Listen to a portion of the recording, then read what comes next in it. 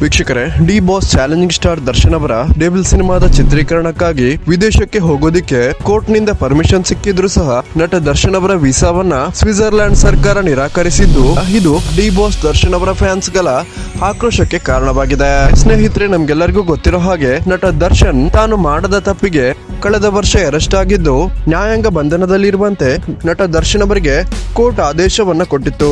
ಇದೇ ಒಂದು ರೀಸನ್ ಇಂದಾಗಿ ನಟ ದರ್ಶನ್ ಮೇಲೆ ಕ್ರಿಮಿನಲ್ ಕೇಸ್ ಇದೆ ಅನ್ನುವ ಕಾರಣಕ್ಕಾಗಿ ಸ್ವಿಟ್ಜರ್ಲ್ಯಾಂಡ್ ಸರ್ಕಾರ ನಟ ದರ್ಶನ್ ಅವರಿಗೆ ಡೆವಿಲ್ ಸಿನಿಮಾದ ಚಿತ್ರೀಕರಣಕ್ಕೆ ಅರ್ಜಿ ಹಾಕಿದ್ದ ದರ್ಶನ್ ವೀಸಾವನ್ನ ರದ್ದುಗೊಳಿಸಿದ್ದು ದರ್ಶನ್ ಅವರ ಅಭಿಮಾನಿಗಳ ಆಕ್ರೋಶಕ್ಕೆ ಕಾರಣವಾಗಿತ್ತು. ಇದನ್ನೇ ನಮ್ಮ ಮಾಧ್ಯಮಗಳು ಕೂಡ ಕೊಲೆಗಾರ ದರ್ಶನ್ಗೆ ಸ್ವಿಟ್ಜರ್ಲ್ಯಾಂಡ್ ಕೂಡ ವೀಸಾವನ್ನ ನಿರಾಕರಣೆ ಮಾಡ್ತು ಅಂತ ದೊಡ್ಡ ಜಂಬವನ್ನ ಕೊಚ್ಚಿಕೊಂಡು ನ್ಯೂಸ್ ಅನ್ನ ಮಾಡೋದಕ್ಕೆ ಶುರು ಮಾಡಿದ್ವು. ಆದ್ರೆ ಇದೀಗ ನಟ ದರ್ಶನ್ ಫ್ಯಾನ್ಸ್ಗೆ ಸ್ವಿಟ್ಜರ್ಲ್ಯಾಂಡ್ ಎಂಬಸಿಯಿಂದ ಗುಡ್ ನ್ಯೂಸ್ ಒಂದು ಸಿಕ್ಕಿದ್ದು ಡೆವಿಲ್ ಸಿನಿಮಾದ ಚಿತ್ರೀಕರಣಕ್ಕೆ ಸ್ವಿಟ್ಜರ್ಲ್ಯಾಂಡ್ ನಲ್ಲಿ ನಟ ದರ್ಶನ್ ಅವರಿಗೆ ಪರ್ಮಿಷನ್ ಸಿಕ್ಕಿದೆ ಅಂತ ಹೇಳಲಾಗ್ತಿದೆ.